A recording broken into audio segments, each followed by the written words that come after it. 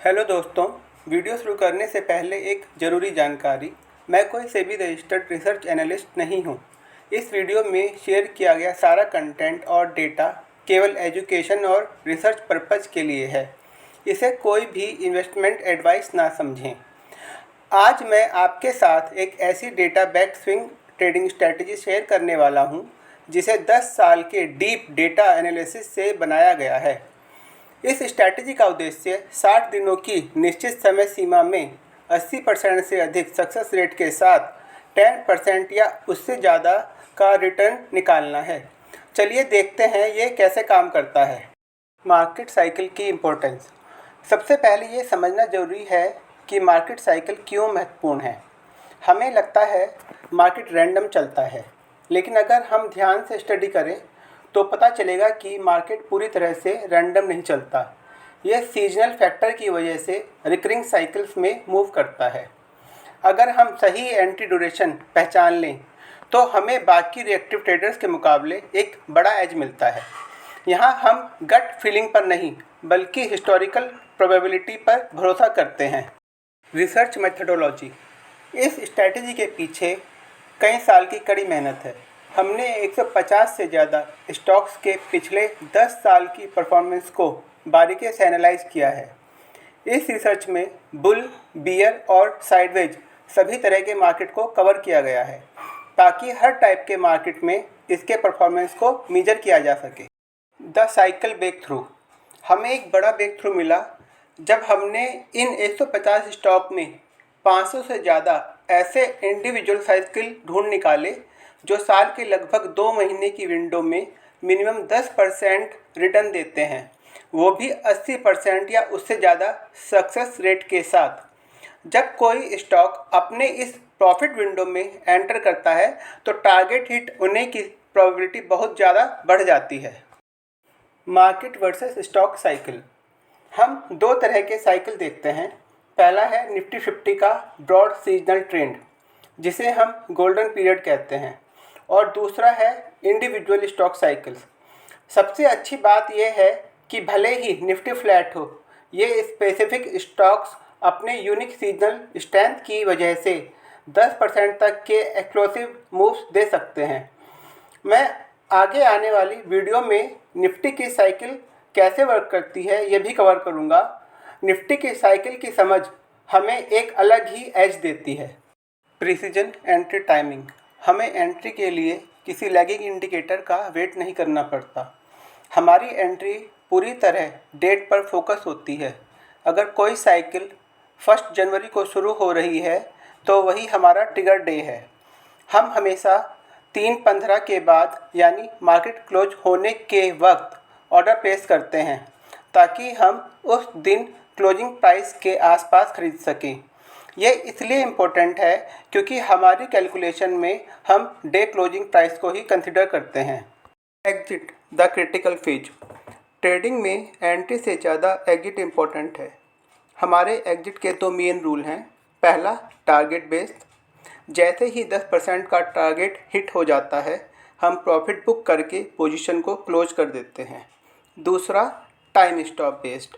अगर साइकिल की ड्यूरेशन ख़त्म हो गई, मान लीजिए 2 महीने पूरे हो गए हैं, तो प्रॉफिट एंड लॉस जो भी हो हम पोजीशन से एग्जिट कर जाते हैं। उसके बाद हम कंटिन्यू नहीं करते हैं। एक हाइब्रिड अप्रोच भी है जो इन दोनों का ही कॉम्बिनेशन है, जिसको हम आगे डिस्कस करेंगे। The hybrid approach. अपने प्रॉफिट को बढ़ाने के लिए हम एक हाइब्रिड अप्रोच यूज करते हैं। अगर मार्केट और स्टॉक दोनों स्ट्रॉन्ग अप ट्रेंड में हैं तो हम 10% टारगेट पर 50% प्रॉफिट सिक्योर करते हैं और बाकी 50% को साइकिल की एंड डेट तक होल्ड करते हैं ताकि बड़ा मूव मिस ना हो, क्योंकि हमने कई बार ये नोटिस किया है कि स्टॉक 60% तक भी रिटर्न दे देते हैं। Risk management. सबसे ज़रूरी रूल है अपने कैपिटल की सुरक्षा। हम कभी भी जिद्दी होकर लॉस मेकिंग ट्रेड को होल्ड नहीं करते। अगर स्टॉक अपने स्ट्रॉन्ग सपोर्ट जोन को तोड़ता है तो हम तुरंत लॉस बुक करते हैं। हम हमेशा अपने ईगो से ऊपर डेटा और लेवल को रखते हैं, क्योंकि अगर कैपिटल बचा रहेगा तो ट्रेड तो बहुत मिलेंगे। अगर आपको स्ट्रॉन्ग सपोर्ट जोन कैसे देखते हैं यह नहीं पता है तो हमें कमेंट में लिखें, हम उस पर भी जल्द ही वीडियो लेकर आएंगे। The strategic edge. अब बात करते हैं इस स्ट्रैटेजी के सबसे बड़े एक्स फैक्टर की, जो हैं हमारे स्ट्रैटेजिक एज। ज़्यादा ट्रेडर मार्केट में तब फेल होते हैं जब वो हीट ऑफ द मोमेंट में इमोशनल डिसीजन लेते हैं। हमारी स्ट्रैटेजी पूरी तरह से एंटी इमोशनल है, क्योंकि हमारे एंट्री और एग्जिट डेट्स महीनों पहले से प्री डिफाइंड होते हैं। जब आपके पास एक फिक्स प्लान होता है तो डर और लालच का कोई सवाल ही नहीं उठता, जो मार्केट में लॉस का सबसे बड़ा कारण है। इसका दूसरा बड़ा फ़ायदा है फॉरवर्ड थिंकिंग। आपको स्क्रीन के सामने बैठकर हर वक्त चार्ट देखने की ज़रूरत नहीं है। आपको पहले से पता होता है कि अगले 2 या 3 महीनों में कौन सा स्टॉक अपने सीजनल प्रॉफिट विंडो में आने वाला है। सबसे महत्वपूर्ण बात इसमें नो लैग है। मीन्स टेक्निकल इंडिकेटर हमेशा प्राइस मूव होने के बाद सिग्नल देते हैं, लेकिन हमारी स्ट्रैटेजी मार्केट फिजिक्स और सीजनल पैटर्न्स पर काम करती है। हम लैगिंग इंडिकेटर का इंतज़ार नहीं करते। हमारा टाइम विंडो ही हमारा सबसे बड़ा और प्राइमरी सिग्नल है। इस सिस्टम ने मुझे एक रिएक्टिव ट्रेडर से बढ़कर एक प्रोएक्टिव रिसर्चर बनने में हेल्प किया है। History repeats itself. इंसानी व्यवहार और मार्केट का रिएक्शन रिकर्सिव होता है, यानी वो बार बार खुद को दोहराता है। हमने 500 से ज़्यादा हिस्टोरिकल ऑकरेंसेस को स्टडी किया है।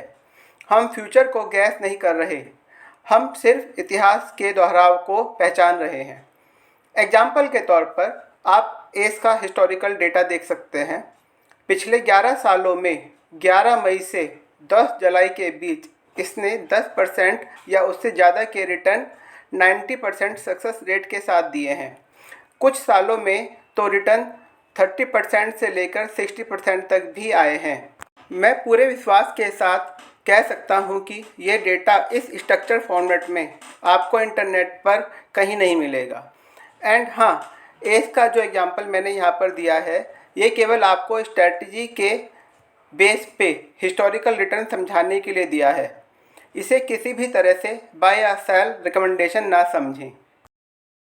दोस्तों, मेरा मकसद आपको कोई ट्रेडिंग एडवाइस देना नहीं है, बल्कि मैं ये चाहता हूँ कि आप भी स्टॉक साइकिल को समझें एंड हिस्टोरिकल डेटा को एनालाइज करना सीखें। इससे आपको मार्केट में और बेहतर परफॉर्म करने में हेल्प मिल सकती है। अगर आपको ये स्ट्रक्चर्ड अप्रोच पसंद आया हो तो इस वीडियो को लाइक ज़रूर करें और ऐसे ही डेटा बैक्ड साइकिल से जुड़े रहने के लिए चैनल को सब्सक्राइब करें। हमें कमेंट करके ज़रूर बताएं कि आपको ये टाइम बेस्ड स्ट्रेटजी कैसी लगी। और हाँ, अगर आप किसी खास स्टॉक की हिस्टोरिकल साइकिल के बारे में जानना चाहते हैं तो उसका नाम कमेंट में लिखें। मैं कोशिश करूँगा कि अगला केस स्टडी उसी पर लेकर आऊँ।